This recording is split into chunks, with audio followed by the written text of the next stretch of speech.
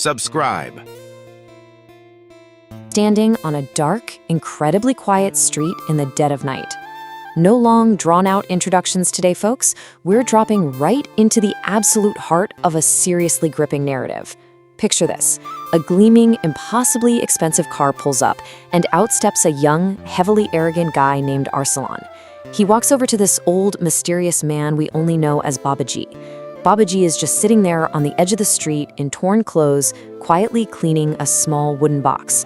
And what unfolds from this single, seemingly random interaction? Well, it turns out to be this profound exploration of wealth, time, and the true, devastating cost of arrogance. Welcome to this explainer, where we're going to break down the incredible psychological journey of Arsalan. Let's get into it. Right off the bat, we get hit with this absolutely crucial piece of dialogue. You see, when Arsalan approaches Babaji, he doesn't exactly do it with respect. Actually, he approaches with outright mockery. But Babaji, he doesn't react with anger. Instead, he just smiles and delivers this incredible line: "Not every old thing is trash." This immediately sets up the central conflict of our whole narrative. It's a defense of inherent value, right? And it's a direct, unapologetic challenge to Arsalan's totally superficial worldview. A worldview where literally anything that isn't shiny, brand new, or wildly expensive is just instantly discarded as worthless. Think about the sheer visual and thematic contrast we have established right from the jump. It's like looking at a split screen of two completely different universes.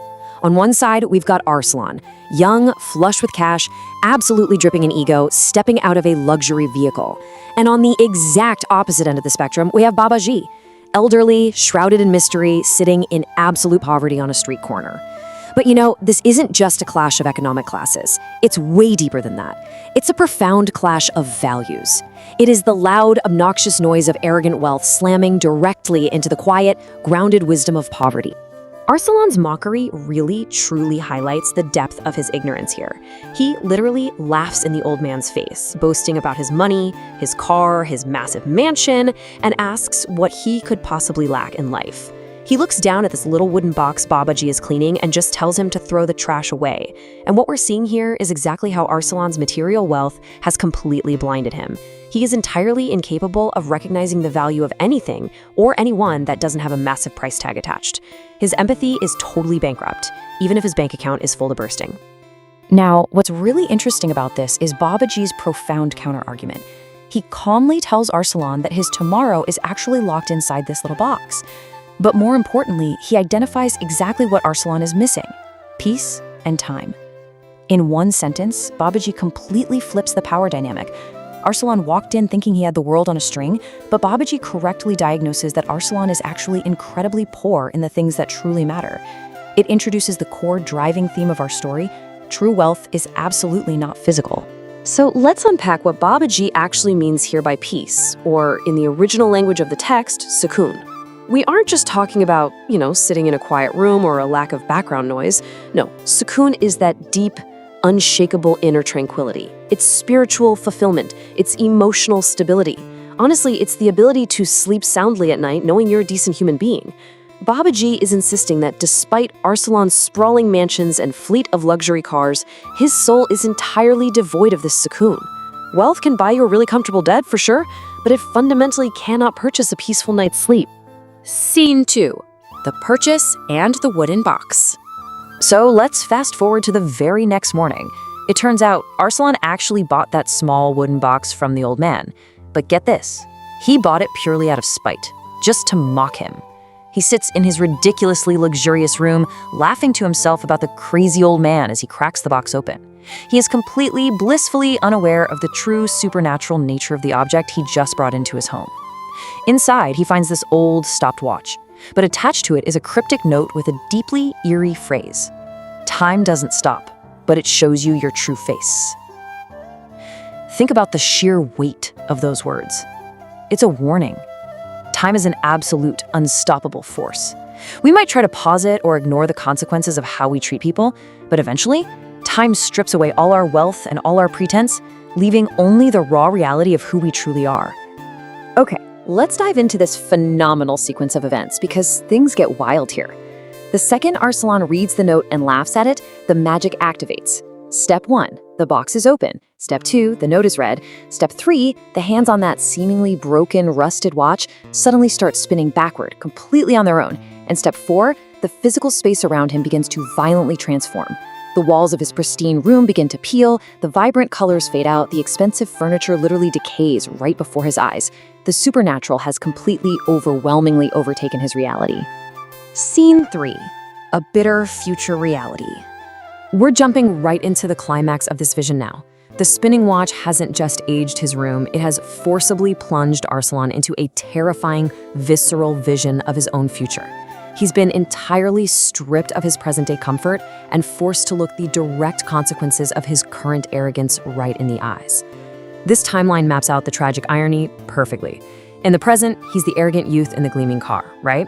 But in this future vision, time has fast-forwarded. Arsalan looks down at his own hands and realizes he is now an old, frail man sitting on the exact same dirty street corner where Babaji once sat. And the most chilling part? The next generation has arrived. A young man pulls up in an expensive car, taking on Arsalan's former role. And that young man is his own son. I mean, this is the absolute gut punch of the whole explainer. His son steps out of the car, looks at his aged, broken father in total disgust, doesn't even recognize him, and utters the exact same words Arsalan used back in the present. "Old man, why don't you throw this trash away?" Talk about a brutal reality check. The devastating repetition of this arrogant phrase brings Arsalan to his knees in tears. He is now the trash. He is experiencing firsthand the exact brand of cruelty he so freely handed out to everyone else. And this brilliantly illustrates the total psychological breakdown Arsalan undergoes in this moment. It's a 3-part shattering of his ego. First, he's confronted by his own inevitable aging and physical vulnerability, something his money couldn't stop. Second, he feels the agonizing, soul-crushing sting of being rejected by his own flesh and blood. And finally, this massive, suffocating wave of deep regret washes over him for how poorly he treated everyone around him. He finally gets it. His wealth didn't protect him. His bad manners literally guaranteed his future isolation. Scene 4. The Awakening. The intensity of this realization is so painful, so visceral, that Arsalan literally jolts awake, gasping for air. He snaps right back to the present moment. He frantically looks around his room. He's still young, he's still in his luxurious house, and that rotting, peeling paint is completely gone. The vision is over, but let me tell you, the lesson has been permanently burned into his psyche. He looks down at his shaking hand, still clutching that old watch. But there is a massive, incredibly important symbolic shift here. The watch is no longer stopped, and the hands aren't spinning backward crazily anymore. It's just ticking away, running normally. This heavy symbolism signifies that his time is no longer frozen in that terrible vision. He's returned to the normal flow of time, which means, thankfully, he still has a window of opportunity. He has a chance to change his fate. The sheer panic completely gives way to this fierce, desperate determination. He grips that ticking watch tightly and vows out loud, "No, I won't let this happen." We are witnessing the absolute, critical turning point of his internal character arc here. Arsalan is actively, consciously rejecting the miserable future he just witnessed. He's finally taking accountability.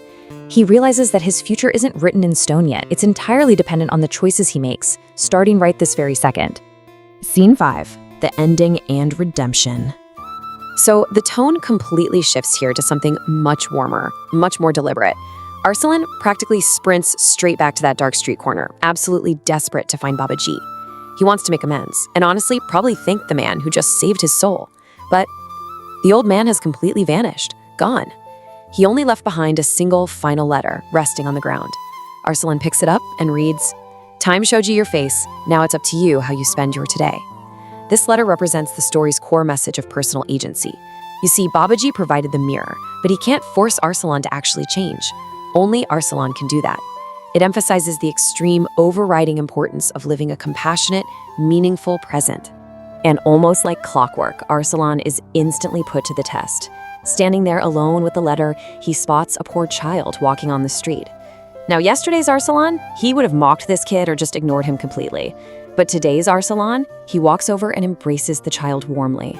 It's such a simple thing, but in this single, beautiful action, he actively chooses compassion over ego. You can almost see the arrogance physically melt off his face, replaced finally by that elusive, deeply desired feeling of sukoon. true, genuine inner peace. So, the crucial point is captured right here in the narrative's ultimate thesis. Money can buy time, but not the peaceful moments spent in it. You can use wealth to buy convenience. You can buy top-tier medical care to extend your life, or hire people to free up your schedule so you literally don't have to work. You successfully bought time. But if your heart is full of arrogance and your relationships are entirely ruined by your own ego, those extra hours are just going to be miserable. Wealth fundamentally cannot purchase the joy, the human connection, and the peace that actually makes time worth living in the first place. And so we reach the end of our explainer by taking Babaji's final, lingering question and turning it directly over to you.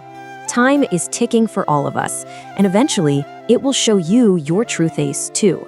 So, knowing that the pursuit of endless wealth without any inner peace just leads to a painfully empty future, how are you going to spend your today?